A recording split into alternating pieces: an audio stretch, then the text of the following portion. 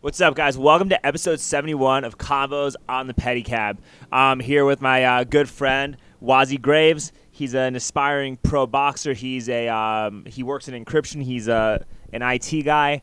And he also does some entrepreneurial stuff on the side with clothes and with Xboxes and with backpacks and whatnot. But the real reason that I'm actually having him on, and the real reason I'm so grateful that he came on, is because Wazi actually just got over the Delta variant of COVID, and I really wanted him to come on and share his experience. There's a lot of fear. There's a lot of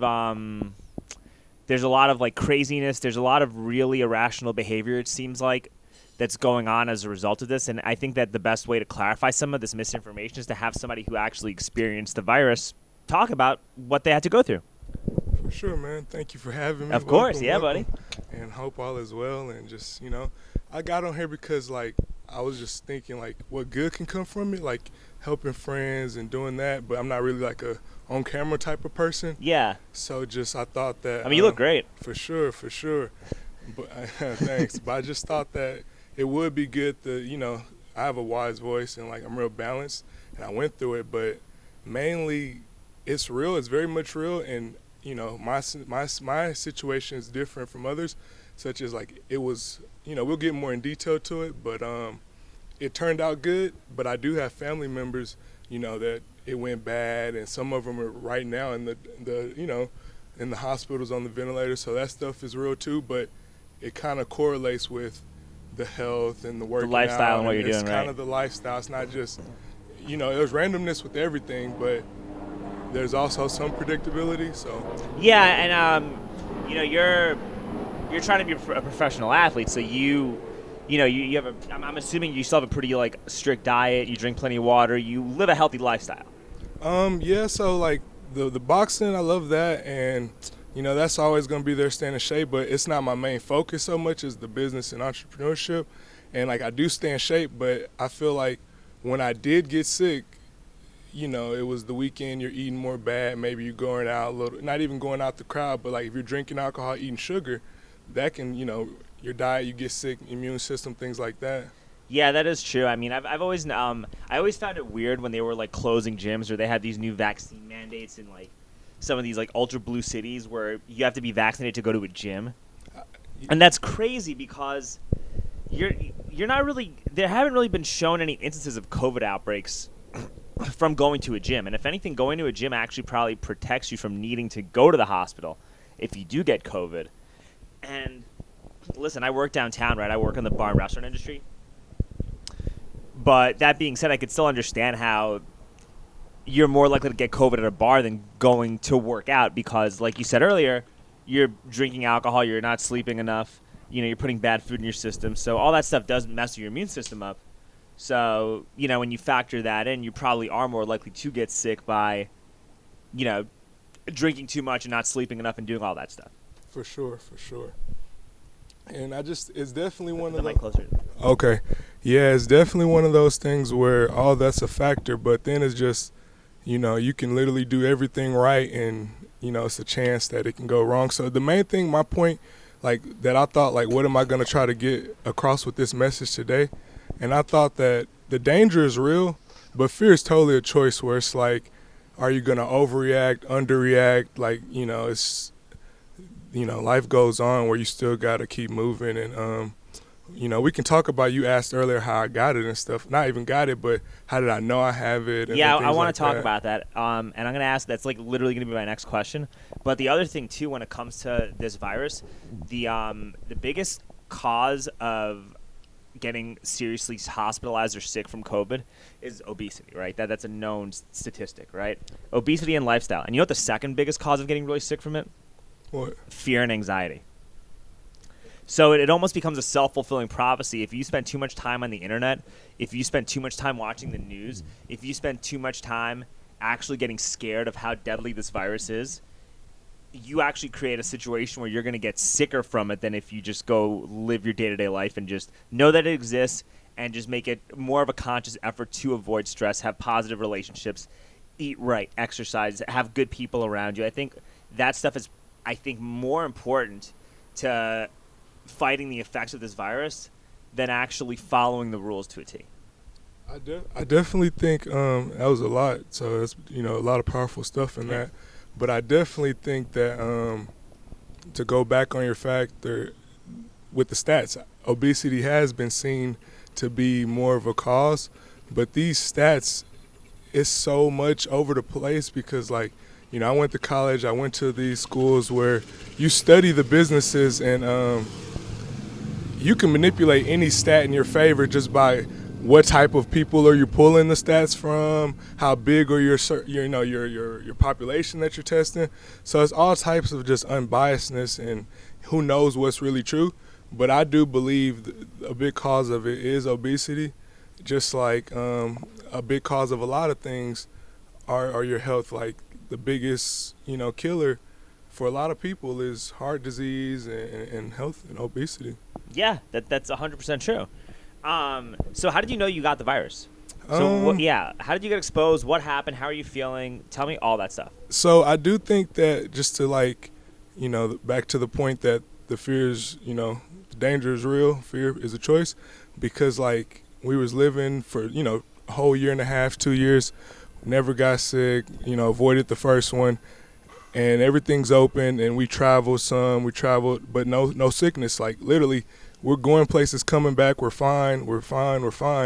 And then one weekend at the hometown at a normal local restaurant we might go to, I feel like we went there and then we went to another restaurant, not to say names and stuff, but it's one restaurant where you're grabbing food and everybody else grabs their little samplers. You're at a buffet. Something like that. No, not even this restaurant. This other restaurant was like a dessert spot, like a little candy spot. Oh, okay. So, it's a million of them in Austin. So we're at that one and you're grabbing stuff. And I feel like that could have been it where everyone's so much on the disease being airborne and this, that, and the third, but it's definitely a big correlation with your hand washing and all that type of stuff for sure. Yeah, well, I think that just being sanitary definitely helps avoid diseases in general. So how did you feel when you got the virus? Man, so my job, I was at work, so I work from home. It was a good day, and I do encryption. We take calls, and it's the calls are more complex with the new role I'm in now, but it's much more chiller, right? Okay. So it's a lot of free time. So I'm never at work just man, I'm ready to go home because I'm already at home, and it's real chill in between calls. But one day I was just man, I'm just out of here. I'm ready to get out of here. So I left around a couple hours early, and then for everybody's so different. That's why it's you never want to speak my situation on someone else or theirs on theirs because it's all true. But mine's exactly, one true story. Basically, I had a fever, but I didn't really notice the fever because I'm at home and it's, I have my house naturally just on 78 degrees. So as the day goes up, it gets hotter. I always put my thermostat high too. Yeah, so no big deal with the fever, but I had chills in my legs that felt like an ice bath. We do combat sports, we do track, all that. Yeah. We took a lot of ice baths, so this is not an over-exaggeration when I say my legs felt like they were in an ice bath for a few hours, so it was just unbearable cold. And then, so I just thought, dang, that's weird. So when it was so cold, I just knew something was kind of, shaky, and I already kind of felt the fever. So I went and did my, what's that thing called? I can't remember talking on camera. A swab or whatever? No, not even a swab, but the little check your fever. Oh, you took your temperature? Yeah, okay. Yeah, exactly, whatever that's called. Did that. Exactly. All right. Thermometer. Exactly. So I did that. My temperature was 100.8. So 100.8, so 101 degrees fever. Something's going on. So at the time, though, it felt like I had food poisoning, though. Because I thought I might have got it when I went to one of these little fast food restaurants, my favorite, little pizza spot. So I, go there all the time. But you eat, anything can get you. So I ate that. I don't know if it came from there because the symptoms when you get stuff like this, you can have it for 2 days and not know. So it could have been, anywhere. Yeah, you could have been pre-symptomatic, right? But so once you got this, you had a fever. I had a fever, I had the chills. And then Did you drive to a hospital? Did you? No, I didn't have to do none of that. No, I didn't have to do none of that. So that day I was just it's I'm getting tired.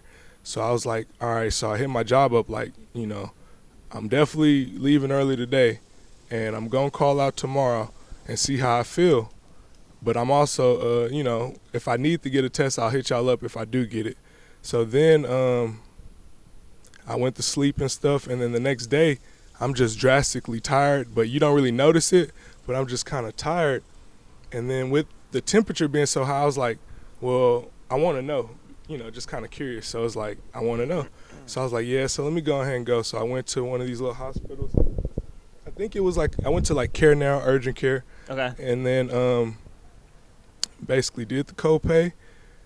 And, they did the little rapid test up your nose, swabbed me. And then I kind of knew I had it once, like the vibe that they were giving me, like with like they took too long to come to the room to say it was negative. Oh, okay. Yeah, so it's like, all right, we need the doctor to kind of go tell them, so we don't want to give them the bad news, so we're just going to wait. And so, like, because it's so cold, my legs, and we're already in this cold hospital, I'm like, kind of like, just like, no, it's unbearable. I need to leave. So I walk out and then kind of talk to them a little bit, like from afar and with the mask on and all that. And I'm just like, when are y'all going to come? How long? Here's the paper. And then as soon as I kind of, they're like, yeah, blah, blah, blah, yeah, and talking and cool. They were all real cool. And then they were just like, you got to go back in the room, though. So I did. And then I saw them spraying down Lysol. So I was like, and that's good. They got to take those precautions. Yeah. But I kind of knew, like, just, like when it's bad news, how it's a vibe. So that's that. And then they came and spoke to me, and I did my oxygen test. It was 99. And blood pressure. What's the normal oxygen? I don't know, but I think, I don't even know. I don't even know. That's a good question. But 99 was like a good one. And so they were real cool. They gave me like all the good advice. They like the doctors there were more better because it's like it wasn't so much hysteria. Like they're letting you know all these things to try. It's not 100% true. That's not 100% true. What were they recommending you do? They asked if you had the vaccine, and at the time I didn't. We're gonna talk about the vaccine after that. Exactly. But all right. So at the time I didn't. I mean, me and you we're both actually members of the trans-vaccinated community. I mean, I would never I'm like basically everybody should do what's best for them. For them. So we both of us identify as vaccinated. Exactly. So at the end of the day, I agree with that. So like, all right. because I feel that. But even if I'm not, and I feel that too. So I would never like say some stuff you just don't even answer on camera because it's like, it's okay. No but anyway, so win-win. what were they telling you? They told me good stuff, like basically, elderberry's good. They told me sleep, vitamin C packs, vitamins, stay indoors for 10 days. That was my thing. I had to quarantine, and thankfully my job is cool. So like I hit them up with the COVID stuff, and they let me go on crisis leave, and had paid time off. So like this. So yeah. When you're all right, that's actually pretty cool that the doctors were telling you to do holistic good things for your body. They told me, which is good. That's actually really cool. Yeah, for sure. When you got home afterwards, how were you feeling how are you feeling once you started your quarantine to the end? Like describe the Okay, so mine started, how you felt the symptoms and what you were going through. So mine started, I'll say, on the 21st, like a month ago, and basically it lasts for about 10 days, and then basically the day that you're asking about, maybe day 2 or 3. Yeah. I thought I might have had it Monday or Tuesday, but Wednesday I had it. So the main thing for me is you're just so tired, and it makes sense with like it being an obesity thing or an out of shape thing, because as much as I train and work out, it had me question. I'm like, dang, I know I ain't been working out every day and different lifestyle, and I still work out, but I'm just like so tired. And then you're so tired where like I walk downstairs to go check the mail. I'm on the 3rd floor, and I'm coming upstairs, and like you have to like catch your breath, like you're that tired. Like it's like no joke, like for real, like you're so tired that like as much as I work out, you're tired, and it's no joke, for real. I can see that. And how long were you feeling that way for? I would say I was that tired, like super drained tired. And that's the thing with this. It's waves. So like of the 10 days, maybe day 3, day 4 is terribly tired. And day 5, you're like, man, this is good. I feel better. Let me go, there's like a little park, not even a park, but like a grass field where no one's there. So like I walk across the street and you do a jog and have one of these laps is like a quarter mile. So I used to do a lot, but Yeah. I do one because that's just like I'm so tired, right?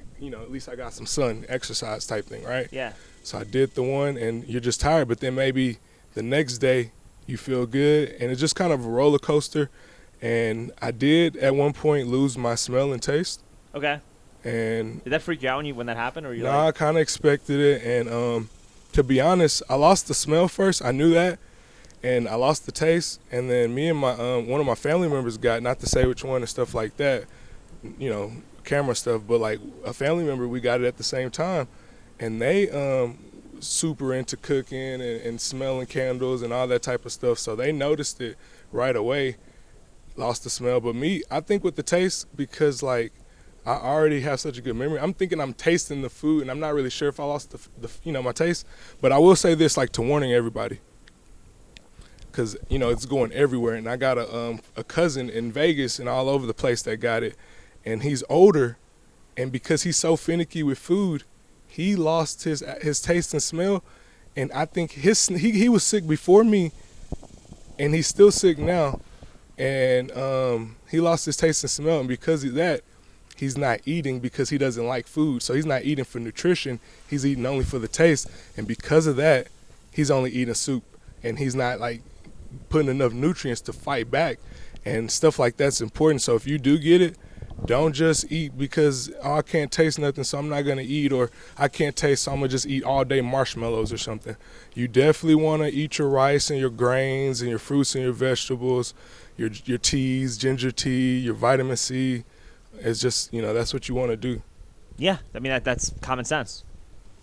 I think the best way to fight any virus is to build your immune system up, and you want to put food in your body that facilitates that. Just like when you're working out, you have a certain nutritional plan to optimize your workouts. You and I both know. We know, yeah. It's common sense. No. Common sense. Well, I was about to say you and I both know common sense ain't common. That is actually a fact. It's amazing, especially being like doing combat sports, right, or being in like the MMA boxing community. Like, what you think is just normal in terms of like what you should put into your body is so lost on 99% of the population. Yeah, it's lost on people. I mean, so the reason I think it's lost on people because information is so rapid these days that you get told something that, this is this, but no one sits down and reads any books. So if you read books that are focused on this one topic, you get a better understanding for yourself, and it kind of makes you more educated to study more and do more. But a lot of people that are telling you something with a strong idea so strong, they kind of really stopped studying a long time ago, anything. So it's like, whatever you believe, but put some real thought behind it. And then the people that are not putting the thought behind it, like, they're educated and they're super smart and wise, but then look at the stocks of these companies are, it's a money play. So of course it's a money play. So did you buy any stocks at all during this? So I did. Because I remember you had a certain opinion about stocks and all that stuff like a few years ago, and I was wondering. I never thought stocks were all bad. I just thought that you compared it to selling crack. I never. Yeah, you did. Yeah, you did. When we were doing Golden Gloves, you were like, you compared the stock market to being a crack. You're like, somebody's got to sell the crack, and you're joking around about it, but I remember you said. I just don't see how that would make sense, because I definitely have a lot of parallels between the truth of the world and. If anything, what would be like the stock market and selling crack would be like, I guess, Reagan selling crack, like an actual government official. He was definitely selling crack. So, like, I would say something more along those lines. But Wall Street, it has its elements of, all that bad stuff. There's a lot of horrible corruption that goes on in Wall Street. So you have ruthlessness, you have people losing jobs, you have the scams and the inside stuff. So wherever you go, there's good and bad everywhere. I agree with you. For sure. I agree. I think that this whole COVID was just a big money grab for a lot of people. I mean, there's a lot with that, like, because to me it's about the numbers. A lot of it's true. So for a lot of people, it's a money grab. For a lot of people, it's truly real and it affected them. For a lot of people, it's really real and they have no hope of beating it, so they're super scared. So it's real for a lot of people. And we just will never get real numbers to know like 100% No, accurately. you're not gonna get real numbers, but you can kind of see what's going on based on the stock prices of certain companies, right? So like, I mean, you look at Zoom, right? And let's pull. I could pull up the Zoom chart right now. Well, see, so stuff like that a company like a switch like that, there's business and money plays that happen because of a natural economy with supply and demand, and then there's business plays that are calculated and manipulated. So like, for example, gentrification, that would be a kind of manipulated one. So like, if there's a neighborhood that's doing decent, but then I send drug dealers over there or bad crime over there intentionally for the value to go down, then I buy it up, gentrification. So let me finish. So that's calculated and evil. But that is evil. Well, that's what the city was doing with the homeless. I'm not gonna go on it, but we're gonna get to that too. Okay. But with that, so we're just gonna say which side is which. So we know that's calculated. But for example, like if we're working and now all of a sudden everybody's working from home, and because I work in the remote tech support industry, everybody's now calling in because of broken webcams. So is it the webcam company fault that they're at the right place at the right time, or did they plan COVID because they knew they wanted to calculate all the webcam sales? So there's a level. Well, there's definitely people that will inadvertently benefit from something. Exactly. But what I'm saying though is you can kind of judge how serious people are taking this based on the prices of certain companies that people are going to use more if they have to stay home more, right? And if Zoom is down 10% in 5 days, and it's down $40 in 5 days, I think there's just like the greater consensus is that they're not going to be all that worried about. They're not really that worried about imposing more restrictions, because if people were worried about imposing more restrictions, it would be priced into the charts. That's what I'm. Does that make sense? It does, but something like this is like a Game of Thrones thing. Like, so here's one guy that wants it for this reason, and then there's 10 other kings and queens that are literally gonna be battling and doing their same thing with their same type of energy. So like, I definitely think some companies benefited with how things moved, and I think some of them are being calculated and hoping things go a certain way. So it's like, who knows? It's like there's a certain level of how much did you know, like how deep does the rabbit hole go, basically. It can go very deep, and I know a lot of people that spent this entire time just looking up conspiracy theories and getting lost in that rabbit hole. And I think that, like, look, maybe I'm not the right person to say that maybe I'm not the right person to like talk about conspiracy theories like that, considering.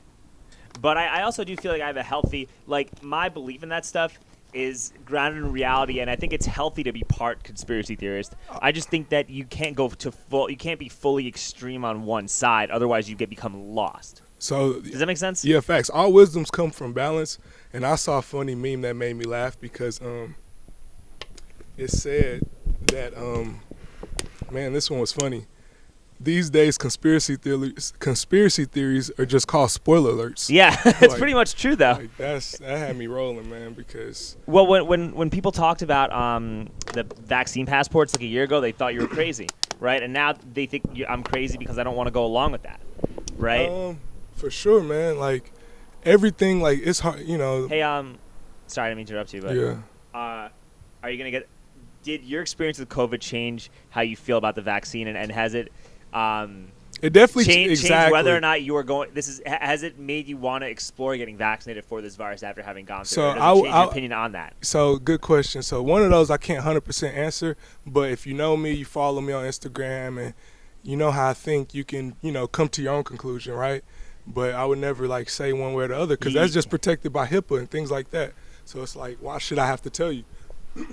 So you just you don't even have to say stuff like that. You don't. I guess I fucked up because I'm pretty open about what I want. Yeah, and that's not bad. But to me, the reason I'm not open on anything is because I feel like you should be like calculated with your words and what you say. Because I think if they do come with that type of energy, it's I think you should too. But like, man, I hate saying this, but dude. Silence is violence. There's a point where silence is violence, and if you become silent when like something tyrannical like vaccine mandates are happening, I have an opinion on all that. Okay. Exactly. So I have an opinion on all that, and you can get that, but you wouldn't get like a on paper yes or no type of question. Like, you can put your own 2 cents based on rational reasoning. Like, so if I say there's a jet and that jet is flying and it crashes 99% of the time, I'm not going to tell you if I'm going to ride the jet, but after talking to me, I'd hope you understand I wouldn't ride the jet. Yeah, of course. So, but maybe the jet is only, it's really safe and I need it. Everybody has their own opinion on it and I feel like you should do what you should do for your body. And all this like vaccine stuff, airports, passports, it's like, it's like, what you think on I that? think it's another way for a bunch of ultra wealthy elites to centralize power and control people. I mean, that's what I think it is. I think that this virus is serious, and there are certain people that are going to get a lot worse off from this than maybe someone like you or me. And there's also a chance that I could get really sick from this. Everything I do when it comes to COVID is a calculated risk. Like, I'm fully aware of that.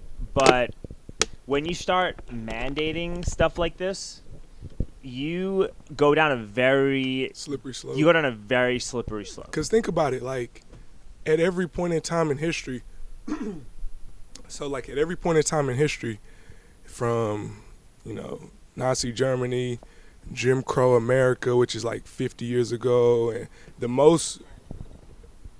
everywhere in history, it always starts with like a fear of something real, and then it seems to be a control thing. Yeah, it totally is a control thing. It's about other. It's on. Okay. Is it on? No. Or did I press the button? Yeah. So what you're saying, it makes sense. Well, it's about like other they're doing the same. I feel right because I didn't live through this, so maybe I'm. Oh, no, I'll go for it. I'm gonna give him my phone real quick. Okay. It feels like the way they're trying to talk about the Okay, so it feels like the way they're talking about the unvaccinated is the same way that like the Nazis talked about Jews in the 1930s, right? And it seems like it's the same way that people probably talked about black people in the 1950s or you know what I mean? So it just seems like you're just, instead of using race or religion, you're using free choice. Yeah, you're using medical choice, and you're using whether or not you're going to be complicit to authority. You know what I mean? Exactly. So this is the thing, though. We're all adults. Nobody, we pay our own taxes, things like that. How can you say, you have to do this to do that? It makes sense to me if they say, hey, here's my private hotel. If you don't have a vaccine or a negative COVID test, you can't come in. And that's his private business, sure. But all that does is create an economy of segregation. Not even segregation, but like it does in a sense, because there will be an underground market of the hotels and the house parties or for the other people, basically. Yeah, there's a lot of other stuff too, because what if nobody goes to that hotel because of that, but then the government wants the hotel to do that, so the government just keeps bailing them out. See, that's the slippery slope that we deal with, stuff like that all the time. Stuff like that winds up happening. And also, man, like, what if that same hotel just said, "Hey, man, I don't want to let black people in my hotel." Like, you know what I mean? Like, where does stuff like that end? And right? The reason like that's. And you say that, and it's like, how can that relate? What's the correlation between that? Because at one point in time, this Darwin stuff. Like, at one point in time, if you were black, people thought you can't stand close to them. You can't drink from the same water fountain. These, that, and the third. Yeah. So that's the same stuff, and it kind of correlates, but. I can understand their logic because they're saying, well, it affects us all, so this is totally different. But a lot of things affects us all. Like, if everybody's homeless, it looks like a bad area in your community. Nobody's throwing money at that right away to change that all of a sudden. So there's a lot of things that everybody should have a fair opinion on it. And just, people at the top, they have opinions, and they're pitching other opinions, though. So, like, they're on this side, they're saying this thing, and yeah. But they're really in the back of their mind, and that their house is doing something different. So you never really know. Well, yeah, you look at like Chris Cuomo telling people not to party or do anything, and then he's caught partying. Or Obama had a big, birthday bash with thousands of people when no one's wearing masks. They you don't know if everybody was fully vaccinated, and then they're trying to impose different rules on us, right? Like it's. So yeah, the rule imposing, it's a slippery slope. Slippery slope, right? But I got an idea that I thought, just my 2 cents. Let's hear it. I thought though, like. Nobody likes the lockdowns. No. I had it and I was done in 10 days, and that's how long they tell you to quarantine. I feel like at certain points, though, because it's a good thing for the economy too, we just need out of like every 50 days, 10 days of just mandatory go with the quarantine, like just, have your American pride and go for it type of thing, because But then But then how do you know they're going to quarantine? That means you got to create. it's 10 days out of 50. Right, but how do you know they're going to do it? How do you enforce? You don't enforce it, but it's really like in a perfect world type of thing. If everybody was on the same page because they thought Like you it would just work. give everybody a work-life balance of 10 days to decompress from stress or work. No, just like some jobs are gonna hurt harder than others for sure. But then the next 40 days you're back out, you recoup. Like it's like, for example, I went on a hot air balloon ride, and out of the days of the year he makes good money. Yeah. But he knows some days are allocated to he can't fly because it's too cloudy, it's too windy, and it's gonna rain. Of course. He doesn't get mad and think, damn, I'm not getting paid today. He planned that I'm only going to have 200 work days. So it's just like if you rent a car on one of these websites, you might not rent it out all 365 days. No, I understand that. But then at the same time, you're going to have governments print more money. It's going to devalue your purchasing power. There's a whole bunch of other shit that could start happening. No. See, that goes back to my point, though. If there's, bad intentions involved and manipulation and corruption, then nothing works, of course. But in a really, like, beat the science type of way, if everybody quarantined for 10 days, think about what that would do. We're all indoors, taking it seriously as we can. You go out for the most seriously needs, or you kind of have to, or say you are a worker because you drive a bus and, you got to do it because to keep the machine going, right? Exactly. Yeah. But if you can afford to quarantine these 10 days, everybody kind of does their very best. Like, hey, I'm not, like, opposed to that idea. I think it's good that you're coming up with creative stuff, right? Thanks. On my podcast to my audience. But then you're also envisioning somewhat of a perfect world too, because not perfect world, but I know there's good and bad everywhere, and especially well, I call out the evil. Where, I'm not saying I'm not calling for that because. But hold on a second. I'll go for it. But what about when you have buses of migrants who have COVID that aren't being tested properly that are coming in from south of the border while this is happening? Then how do you know that quarantine would even do anything if you just I'm not saying the quarantine. No, what I'm saying is the quarantine doesn't stop COVID forever, this, that, and the third. All it does is, out of the people that's moving so much for a certain period of time, it shifts it and slows it down to the people that didn't know they had it. Now they heal up. To the few people that was going to catch it that weekend, that's one less chance in one weekend they didn't catch it. I know. Okay, so it just frees up the hospital space, right, and does all that. It's just a balancing act to where if everybody did it for a little bit, say the few people that do get sick, they get stronger, then they come back. Like, instead of just, there's so much explosion right now with everything, it would ease kind of the tension. That's the main thing. And I don't know what's the end point game and what's the forever solution, but. Well, I think I know what their forever solution is, but we.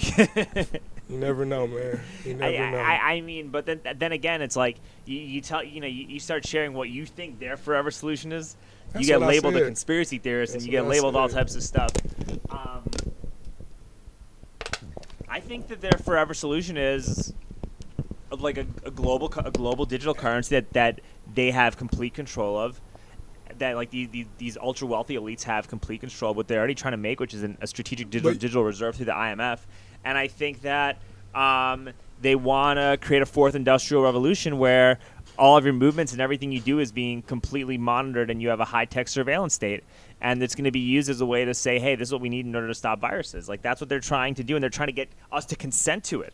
There's a lot of, like, just perfect, like, you read the books like that, like the Animal Farm books and all that. Yeah. So it's all these, like, that stuff's real, and that type of reality is for real. Like, people don't see it, but a lot of people want to go and feel safe, and no, they're not trying to hurt us, and they never hurt us before. Well, which you have so much. They never heard. What are you talking about? Exactly, that's my point. You have so much. About? You have so much proof of history of like what goes on in these decision-making rooms, where it's like, you just got to think for yourself. That's all I'm saying is think for yourself, do what you can afford to do. So like, that's what's gonna happen. But it's definitely crazy, and I think the mandatory stuff is kind of like a thin line, but. It's also segregation too, because if you also look at the demographics of who's gotten vaccinated and who hasn't, all it's going to do is like exclude black people from society with the numbers of people that are vaccinated, with the percentages. I mean, but the way they've been promoting it to black people, like that's one kind of red flag to me is like there's literally prominent black rappers and musicians, and they're playing their songs, remixing their songs like To vax that out. yeah, vax stuff it. like Come that, on. and you're like, eeh. And then you have an Arkansas ad where Oh, I saw that yeah, ad. so it's like, I saw that ad. and then you got all like, so to me it's like it feels so good why the promotion's so hard, and also like everybody takes their own chances. So like if you knew you had a strong chance for surviving cancer, like no, I think I'm gonna beat it. You shouldn't be forced to get chemo. Like that should be your decision. Yeah, no, listen, man. I agree. I think that if it was like this amazing thing, considering how the government has treated black people, they probably wouldn't be pushing it so hard on you. Is what you're trying to say, right? Yeah, like Does that make sense?